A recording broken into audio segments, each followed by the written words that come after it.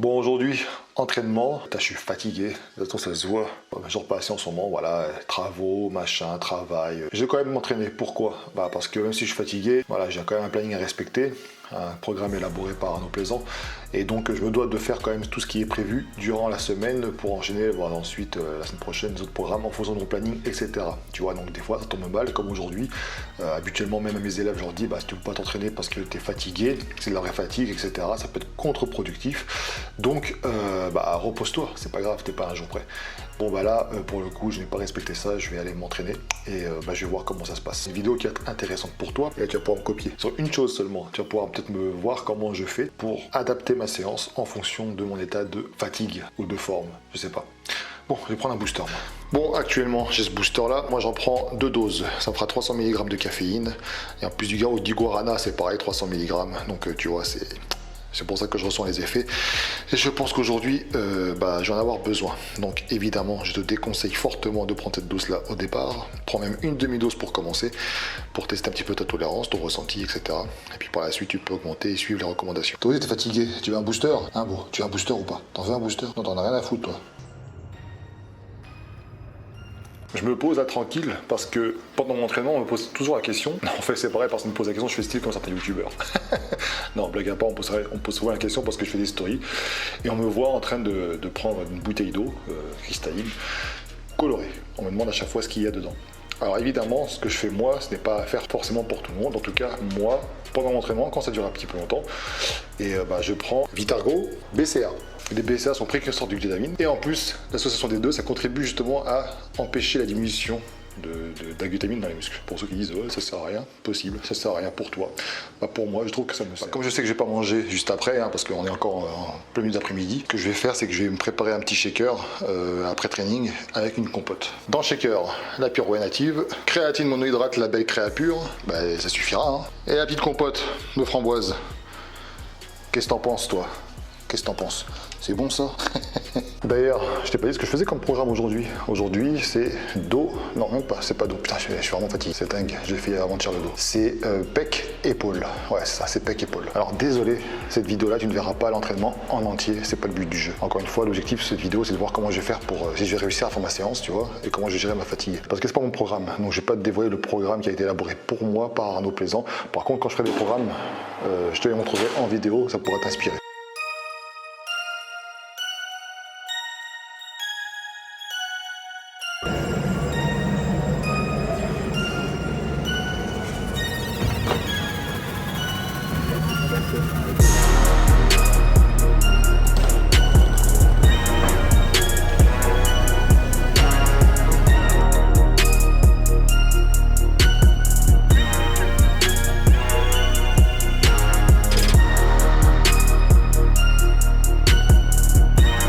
Dans la salle, un banc, et ça c'est pas un banc petit poussin, largeur de celui-ci contre celui-ci.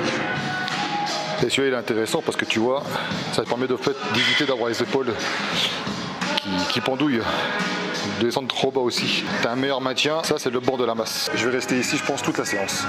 Bon, comment je vais faire pour savoir comment j'ai bossé aujourd'hui, lourd, pas lourd? Eh bien c'est très simple, ce que je vais faire c'est que je vais commencer à m'échauffer en fonction de mon ressenti. Si je vois que je brûle trop vite, c'est un ressenti en fait. L'échauffement en fait c'est important pour éviter de te blesser, c'est important. Et ça te permet aussi de voir à quel état de forme tu es actuellement. Donc moi c'est ce que je fais. Donc je vais m'échauffer tranquillement. On parlera en fin de vidéo justement pour tout ce qui est de planification d'entraînement, etc. Tu verras que personnellement je suis un peu contre pour mon cas. Now I'm in the game, I was on the bench. First I was renting, now I'm collecting rent. First it with the Beamer, now I want the Benz. Spending all the bag like here I go again. Outside says the chirp, now the camera phone. Told you I'ma keep the channels on. Why you acting different when the camera's on? Why you acting different like your paper long? 8-day wake up and I thank God. Bad decision got you wishing you could say nah. My city gritty, you could get hit any day now. On my mama, I'ma move, I feel. Bon, l'idée en fait là, tu vois, je m'échauffe et tout. Je sens que je suis pas très en forme, donc je vais pas m'amuser aujourd'hui à soulever du lourd. Donc l'idée là, c'est que je vais travailler séance courte, intense. C'est à base de supersets. Voilà, je travaille sur ça. Et puis des séries longues. Et puis on va voir ce que ça donne. J'ai aussi utilisé le chronomètre, très important le chronomètre, parce que justement quand tu es fatigué, tu as tendance un petit peu à t'endormir, à rêvasser. Donc le chronomètre, l'idée c'est de ne pas dépasser un certain seuil fixé pour te dire allez c'est reparti, j'y retourne. C'est ce que je vais faire. Bon là on va faire quoi? On va faire développer incliné, en superset avec des écartés. Alors développé écarté, hein, c'est pas l'écarté comme tu le penses. Donc on va travailler en 15-15 et on va faire ça 5 fois, 5 séries. Je vais commencer petit en termes de poids, on va commencer avec 20 kg et on va monter jusqu'à ce que je puisse plus en fait tout simplement. J'utilise la magnésie en fait liquide, c'est intéressant parce que ça permet justement d'éviter que la transpiration vienne de saboter ta prise. Donc je prends ça et c'est plutôt efficace.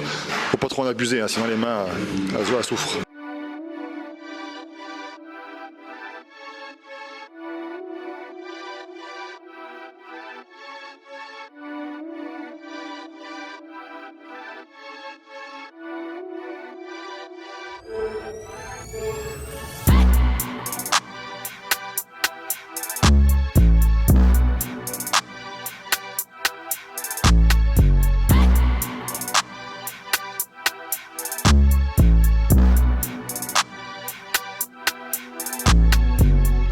En fait, il faut faire attention parce que le booster, ça marche, c'est efficace. La fatigue naturelle est un petit peu camouflée, donc il ne faut pas faire le foufou non plus. Il ne faut pas oublier que tu te dis, putain, je suis crevé. Qu'est-ce qui t'a fait prendre le booster? Tu étais fatigué. Ton corps te rappelle qu'il faut que tu récupères plus, que si tu pousses à bout, la blessure arrive.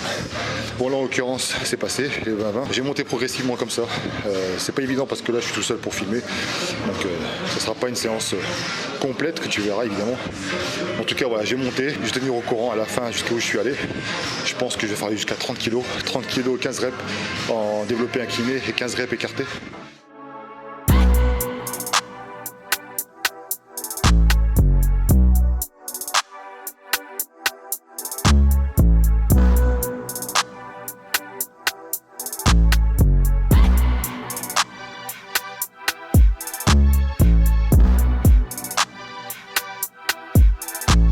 Bon là t'as vu, je suis monté à 30. La deuxième phase en fait je l'ai pas réussi, un échec. Donc ce que je vais faire c'est que je vais redescendre un petit peu les poids. Puisque je te rappelle l'idée c'est de travailler correctement à la brûlure, qu'il faut savoir ranger son ego. Et puis pour travailler correctement il faut savoir baisser les poids. Donc l'objectif c'est de pouvoir contracter le muscle, pouvoir faire des répétitions prévues. Je pense qu'après la première phase je peux maintenir les 30 kg. Et pour la seconde je vais peut-être passer à 22. Bon, la congestion est là, c'est cool, merci le booster. Et merci aussi au superset, faut pas l'oublier. Écoute, ma stratégie a été bonne. Là, j'ai pu finir mes séries quasiment. Pour dire la vérité, un petit échec. À la fin, j'étais tellement congestionné, cette table brûlait tellement que j'arrivais plus à monter. N'oublie pas que quand tu es fatigué, il faut quand même se déchirer à la salle. Il ne faut pas se déchirer un muscle. Tu vois ce que je veux dire? Avec l'expérience, tu sais quand t'arrêter. En l'occurrence, là, je me suis arrêté à 13 répétitions au superset. Je vais rester ici. Je pense que les prochaines vont. Ça va un petit peu diminuer, c'est pas grave. Et ensuite, je vais enchaîner un autre exercice.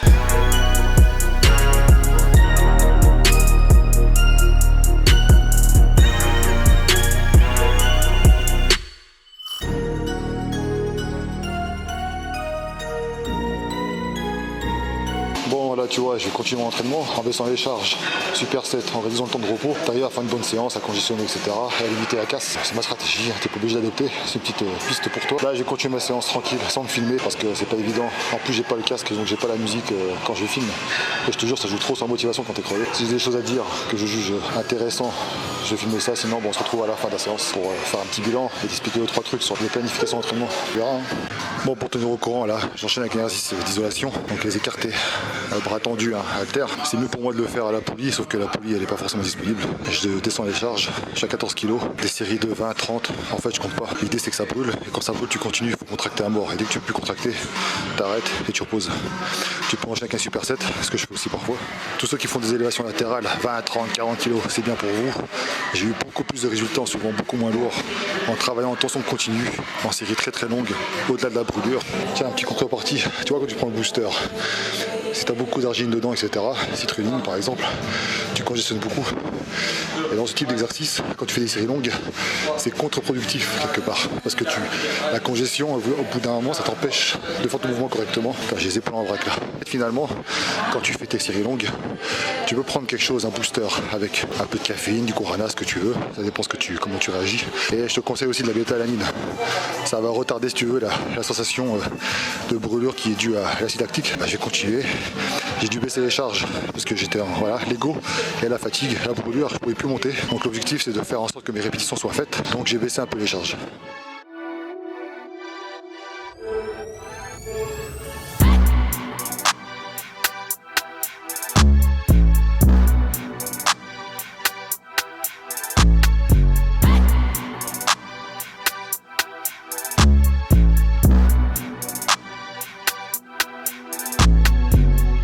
fin de la vidéo, je note que j'étais complètement cuit, complètement cramé.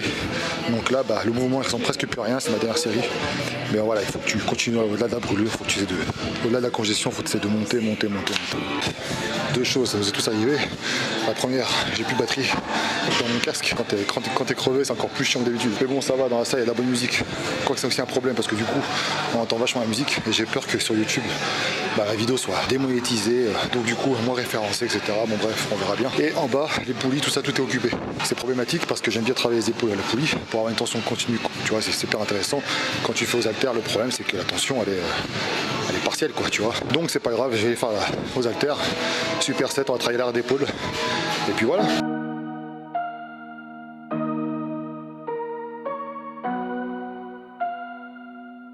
I'm trying to touch the States this time. 2021. Gotta show him I can still rap though. Now I'm in the game, I was on the bench. First I was renting, now I'm collecting rent. First it with the Beamer, now I want the Benz. Spending all the back like here I go again. Outside says chirp, now the camera phone. Told you I'ma keep the channels on. Why you acting different when the camera's on? Why you acting different like your paper long? Là tu vois, tu m'as vu faire un mouvement super set parce que je sentais bien, j'aime bien faire un petit rappel comme ça. Donc ça à la fois ça va accentuer le travail postérieur, tu vois, je sens bien les trapèzes, l'arrière d'épaule qui a été cramé avant. Et surtout un petit rappel pour les triceps, c'est super intéressant. Pour très très léger, là il y a 6 kg. Quand le mouvement est fait correctement, quand tu contractes bien, c'est top. De toute façon quand tu fais du super set, tu peux difficilement t'amuser à soulever des poids lourds. Comment à voir que l'exercice est efficace? Tu observes la congestion, tu vois, arrière d'épaule, la petite bosse derrière. Je trouve que je l'ai bien sollicité. Et puis voilà. Bon tu vois là je vais finir les pecs sur cette machine là. Bon, j'ai baissé les poids parce qu'il y avait un mec qui était là avant qui n'a pas rangé ses poids. Là je vais les finir, donc ça veut dire que je vais faire des séries très longues. J'ai vraiment à la brûlure, je vais les cramer. Et j'ai rajouté évidemment les fat grip. Tu vois. Avec ça tu as une meilleure prise, hein. Forcément ça recrute un peu plus justement tes avant-bras. Tu as moins de risque d'avoir des tendinites, plus de force. Bon là c'est pas trop la force qu'on cherche mais bon. C'est pour éviter justement d'avoir une prise là pour petit poussin. C'est-à-dire que tu es obligé de serrer vachement ton poing pour tenir ta barre. Donc là c'est mieux. Tu devrais essayer, franchement c'est le top.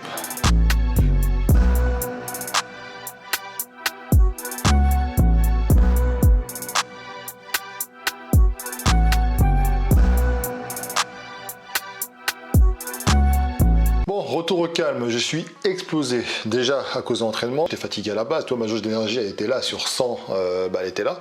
Donc le booster artificiellement m'a donné un petit coup de peps, sauf que le problème c'est que à l'issue t'as le contre-coup toujours. Ça c'est cool pour ceux qui veulent dormir. Petit coup de booster, tu montes en flèche et après boum t'as la descente. Petit bout de vidéo, tu vois, ça me permet déjà de tester un petit peu le matos que j'ai actuellement sur moi. Mais surtout une chose, le but de cette vidéo c'est quoi? C'est de te parler de la planification d'entraînement. En gros, planifier son entraînement, c'est te dire que voilà, pendant tant de temps, tu vas travailler la force, tant de temps, tu vas travailler ton endurance musculaire, etc., etc. Bon, je n'ai rien contre ça parce que je suis même aussi prêt à le faire à certains de mes élèves, mais il y a une condition, et cette condition, moi, je ne la remplis pas. Il faut être maître de son emploi du temps, et donc de ce fait, être maître aussi de son énergie. Je m'explique. Pour moi, ça reste un avis personnel, hein, tu peux planifier ton entraînement quand tu sais que quand tu as des horaires régulières en termes de travail, repos, pour te nourrir, etc. Ce n'est pas mon cas, comme ce n'est pas le cas de la plupart d'entre vous. Quelqu'un qui sait que là, qui se lève à 8h pour aller au travail à 10h, et puis qui finit le soir vers 5h, il a tout le temps pour se reposer, il a tout le temps pour faire son entraînement, manger, etc. Donc souvent ce sont des personnes qui travaillent dans les bureaux par exemple. Lui il peut plus facilement planifier un entraînement et se dire voilà pendant tant de temps je vais augmenter la force, tant de temps machin. Ok. Quand tu es un mec comme moi qui a un travail à côté, qui en plus fait du sport, la vie perso, etc. C'est ce qui vous concerne quasiment tous. Il est difficile de te dire, lundi, je vais commencer à faire de la force. Parce que comme tu l'as vu aujourd'hui, c'est un cas pratique justement, un petit peu mise en scène pour la vidéo, évidemment, tu l'auras compris. Mais c'est quelque chose que je réalise régulièrement. Je vais à la salle et je ne sais pas parfois si je suis capable de faire ma séance ou pas. Parfois, être accompagné par quelqu'un, c'est un petit effet côté rassurant, un petit peu de boost, donc le mec te pousse dans tes limites, tu peux faire ta séance prévue. Parfois, ce n'est pas le cas. Et le meilleur moyen que j'ai trouvé pour tester cela, c'est de me dire, pendant l'échauffement, je vais voir mon ressenti. Des fois, tu t'échauffes, tu vois, tu fais des petits mouvements avec des petites charges, tu vois que ça brûle beaucoup plus vite que d'habitude. C'est un indicateur. Tu vois que la congestion, elle est là, mais pas trop, quoi, tu vois. Tu vois aussi que tu es des fois dans un état, tu es là, mais tu n'es pas là. On va dire que la concentration manque un peu. Il ne faut pas ignorer ces signaux. Mais attention avec les boosters, comme je l'ai dit en vidéo déjà, parce que les fameux boosters, ils peuvent dissimuler partiellement ce genre de choses. Ce sont des informations que ton corps envoie et qui te disent attention, là, on n'est pas top. Tu pourrais te dire, bah, je vais pas à la salle. C'est ce que je conseille à mes élèves. Voilà, on n'est pas pressé. Faut pas stresser parce que tu n'as pas pu faire une séance de musculation. Ce n'est pas grave. Mais parfois, comme c'était mon cas aujourd'hui, t'as pas le choix. T'as pas le choix parce que tu te dis, bon bah j'ai quand même un planning à respecter. Je sais quand est-ce que la semaine prochaine je vais pouvoir aller à la salle, quand est-ce que je ne pourrai pas y aller. Donc si je fais pas cette séance-là, je vais être un peu dans la merde. Donc ce que je me suis dit, bon, je vais y aller quand même. Et je vais tester. Je me suis échauffé, j'ai vu que je cramais un peu trop vite, ça allait, mais pas trop. Je me suis dit, bon bah, ça sert à rien de prendre des charges lourdes au risque de me blesser, au risque de pas faire la séance correctement. Elle sera contre-productive. Donc ce fait, bah, je ne veux pas faire un travail de force, un travail lourd. Bah, du coup, je m'adapte. Je suis pas venu pour rien, donc j'ai préféré travailler avec une séance beaucoup plus courte, plus intense, parce que je travaille en superset avec des répétitions plus importantes. Ça m'empêche pas de prendre des charges quand même qui sont conséquentes, parce que si tu prends par exemple mon premier exercice avec les 30 kg, je fais du 15 reps, puis ensuite j'enchaîne après avec 15 reps encore, tout le monde ne peut pas le faire ça. Ça reste quand même des charges beaucoup plus légères par rapport à ce que je fais d'habitude. Voilà pourquoi la planification d'entraînement, oui, mais pas pour tout le monde. Oui, quand tu es maître de ton planning, oui, quand tu peux gérer ta fatigue, ton énergie, etc., tu n'as pas beaucoup de stress, mais après, c'est difficile quand tu es ouvrier, quand tu fais de la manutention, travail prenant, avec des horaires atypiques, c'est très très difficile. Tu peux pas prévoir. Et cette chose-là, finalement, c'est ce que dit aussi Michael Gundil, d'ailleurs. Lui, il est clairement contre la planification d'entraînement. Il n'y croit pas un instant parce qu'il dit on ne peut pas jouer avec une boule de cristal, on ne peut pas prévoir. Moi, je suis moins catégorique que lui, je me dis que pour moi, c'est possible, mais pas pour tout le monde. Donc il faut savoir dans quel camp tu te situes. Et le meilleur indicateur, c'est que c'est là qu'on dit qu'il faut écouter son corps. C'est de te dire, bah là je me sens pas en forme. Donc ce que je vais faire, c'est soit je vais à la salle, soit je n'y vais pas. Peut-être que je n'ai pas le choix. Peut-être que je dois y aller pour des contraintes, encore une fois, de planning, etc. Donc il faut s'adapter. Donc ma séance aujourd'hui, eh bien écoute, elle a été productive. Le seul petit hic, encore une fois, c'est que quand tu décides de changer un petit peu ton entraînement, de l'adapter par rapport à ta fatigue, eh bien les charges, c'est un petit peu difficile à trouver. Donc c'est ce que j'ai eu en fait, tu vois, à un moment je prenais des charges, ça montait, puis en fait je me suis dit bah je pouvais pas faire toutes mes séries avec ces charges là, donc j'ai descendu. Ça va pas empêcher que j'ai obtenu une bonne congestion musculaire. Il ne faut pas que ta séance soit à rallonge, parce qu'à la fin tu as tendance justement un petit peu à être vraiment crevé, tu as beau avoir pris un booster, au bout d'un moment ça c'est limite, et donc il faut faire attention parce que c'est à ce moment là que tu peux te blesser. Il ne faut pas prendre mes vidéos comme étant des affirmations que tu dois suivre à la lettre, c'est juste des outils que tu peux éventuellement utiliser. Et là, on parle d'expérience. Et rappelle-toi que l'expérience, c'est des connaissances qui sont très très coûteuses. Il ne faut pas oublier ça, pour peu qu'elles soient valides, valables et puis honnêtes. Donc n'hésite pas à me donner ton avis dans les commentaires, ça c'est toujours intéressant de l'avoir, de toute façon ça sert à ça YouTube. Si tu souhaites que je fasse des vidéos de training, pas avec trop de youtubeurs, machin, ça m'intéresse pas trop. Bon, c'est pas pour autant qu'il n'y en aura pas, tu vois, mais bon, j'aimerais bien faire des vidéos avec des mecs que tu peux croiser en salle, des personnes entre guillemets lambda, qui ont du bagage, qui ont des techniques. Il faut s'inspirer de tout ça. Il faut partager les expériences. Les études scientifiques, les machins, t'es derrière un bureau, c'est cool. Je dis pas que c'est inutile. Moi, c'est la vieille école, en plus de ces outils-là, justement, qui sont à ta disposition, les études, les machins, tout ce que tu veux, et bien l'apprentissage sur le terrain, avec ton corps, et de là, de toute façon, tu vois si c'est adapté ou pas pour toi. Donc c'est ma façon de penser. Donc j'espère que cette vidéo t'aura plu. Si c'est le cas, n'hésite pas à t'abonner, petit pouce pour me dire que cette vidéo t'a plu, un commentaire, et puis j'attends tes avis surtout. C'est tout pour moi. Ciao.